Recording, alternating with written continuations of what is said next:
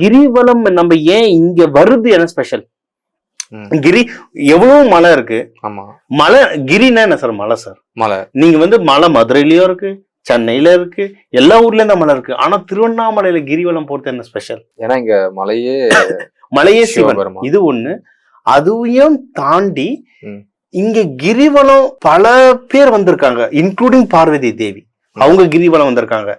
இங்க கிரிவலம் வரவங்களுக்குன்னு நிறைய வரத்தை கொடுத்துட்டு போயிருக்காங்க. அதுல ஒருத்தர் துர்வாசக முனிவர். துர்வாசக முனிவர் என்ன சொல்லியிருக்காருன்னா, இங்க வந்து இவ்வளோ கோபம் இருக்கிற எனக்கு இங்க வந்து என்னுடைய அறியாமை, இவ்வளவு கோபம்ன்ற அறியாமைய கம்மி பண்ணி என்னை எப்படி டிசிப்ளின் ஆக்குச்சோ அதே மாதிரி இந்த இடத்துல கிரிவலம் வர எல்லாருக்கும் அவங்க அறியாமை போக்கி அவங்களுக்கு ஞானம் வரும் அப்படின்னு அவர் இங்க வரம் தந்திருக்காரு.